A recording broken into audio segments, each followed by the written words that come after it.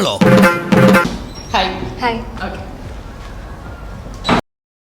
Nice to meet you. Nice to meet you. ഒന്നും വിചാരിക്കല്ലേ, ഇച്ചിരി സാനിറ്റൈസർ അടിക്കുകയാണ് കേട്ടോ. ഓക്കേ. അയ്യേ ചമ്മിപ്പോയേ.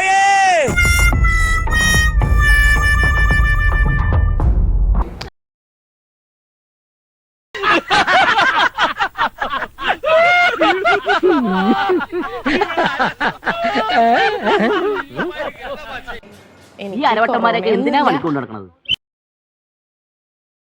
വെച്ചാല് പെട്ടെന്ന് നമ്മള് അങ്ങനെ ഒരു ഷേക്ക് ഹാൻഡ് ഒക്കെ തന്നിട്ട് പെട്ടെന്ന് അങ്ങനെ കാണുമ്പോഴത്തേനും നമുക്ക് എന്തോ ഒരു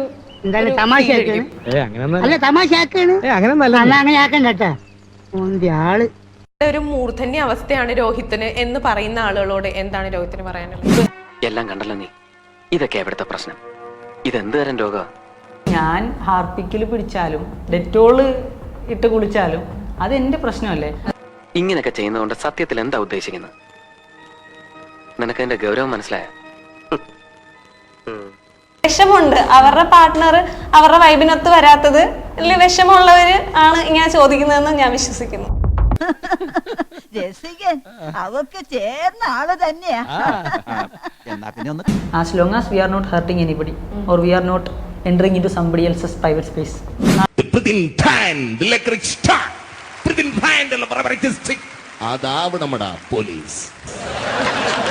ഞാൻ പറയും, അയ്യോ സാറേ ഇത് സ്ത്രീയല്ല കേട്ടോ, ഇത് പുരുഷനാണ്. അവൻ ഗേ ആണോ? അവൻ ഗേ ഒന്നുമല്ല, അവൻ നോർമലാ.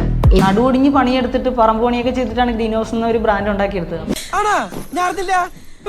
പച്ച വീട്ടിൽ പ്രശ്നേഷ് എന്നുള്ള പേര്. അപ്പൊ ആ പേര് രോഹിത്തും രശ്മി. എന്താ നല്ല പേരല്ലേ? ആ മുഖത്തിനകത്ത് ചേരും. എയറിലാവുന്നു എന്നുള്ളതിനെ ഞാൻ വലിയ കാര്യമാക്കണില്ല. കണ്ടില്ലേ, അവൻ ആകെ വ്യത്യസ്തമാണ്. ലോകത്തിലുള്ള എല്ലാ കാര്യങ്ങളെയും അവൻ വേറെ രീതിയിലാണ് കാണുന്നത്. വൈറസിന്റെ കുയിൽക്കൂട്ടങ്ങളില് അവൻ മാത്രമായി. അതെങ്ങനെയായി മനസ്സിലായില്ല? എന്ത്? അവന്റെ നെറ്റിയിൽ എഴുതി ഒട്ടിച്ച് വെച്ചിട്ടുണ്ട്. വെറും കൺട്രിയാണോ ഇത്? കറക്റ്റ് എനിക്കും അറിഞ്ഞുകൂടാ കേട്ടോ. ഞാൻ നമ്മളിപ്പോ ഒരു ഹോട്ടൽ റൂം എടുത്തു കഴിയുമ്പോഴത്തേക്കും അയാൾ അവിടെ ഇവിടെ എങ്ങനെയൊക്കെ നടന്നോട്ടെ, ബുദ്ധിക്ക് ഒരു 5 പൈസ കുറവുള്ള ആളാ. അയാൾ എന്താ എപ്പോഴാ ചെയ്യണെന്ന് പറയാൻ പറ്റില്ല. എനിക്ക് എന്റെ ജോലി ഇതുപോലെ വൃത്തിയാക്കലായതുകൊണ്ട് അറിയാം എവിടെയൊക്കെ ഹിഡൻ സ്പോട്സിൽ പൊടി ഉണ്ടാവും അല്ലെ അഴുക്കുണ്ടാവും എന്നുള്ളത്. തുറന്നു പറയുകയാണെങ്കിൽ നാട്ടുകാർക്കെല്ലാം നിങ്ങളെപ്പറ്റി വളരെ മോശം അഭിപ്രായമാണ്. അതിനെനിക്ക് നിങ്ങളോട് സഹതാപമുണ്ട്. പക്ഷേ ഇനിയെങ്കിലും എല്ലാരെയും കൊണ്ട് അത് നല്ല രീതിക്ക് ജീവിച്ചു. ഞാൻ ആക്ച്വലി ആരാ എന്താന്ന് ഓർക്കണത്. പ്രശ്നമാണോ? അപ്പൊ താൻ ആരാണെന്ന് സ്വയം ഒരു ബോധം ഉണ്ടല്ലോ. നന്നായി. രണ്ടായാലും ഇത് വെയിലിരുന്ന പാമ്പായിരുന്നു. പോണതിന് മുമ്പ് ഇനി ഫ്ലോർ വൃത്തിയില്ല എന്ന് പറഞ്ഞ് ഇവിടെ കിടന്ന് വഴക്കുണ്ടാക്കുമെന്നുള്ള എന്റെ പേര്.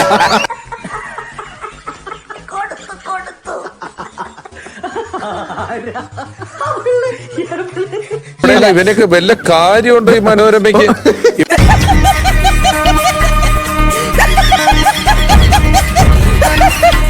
ഇവൻ ഇനി ആ സെറ്റിന് വൃത്തിയില്ല, ഇവിടെ ആ പൂത്തിരിക്ക് വൃത്തിയില്ല എന്നൊക്കെ പറഞ്ഞാൽ നിങ്ങൾ തന്നെ അനുഭവിക്കണ്ടേ? അത് വേണം.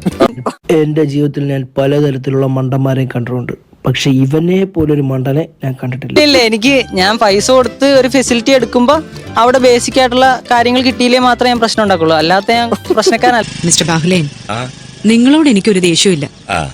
വിവരമില്ലായ്മ ഒരു കുറ്റമല്ലല്ലോ. അതെ.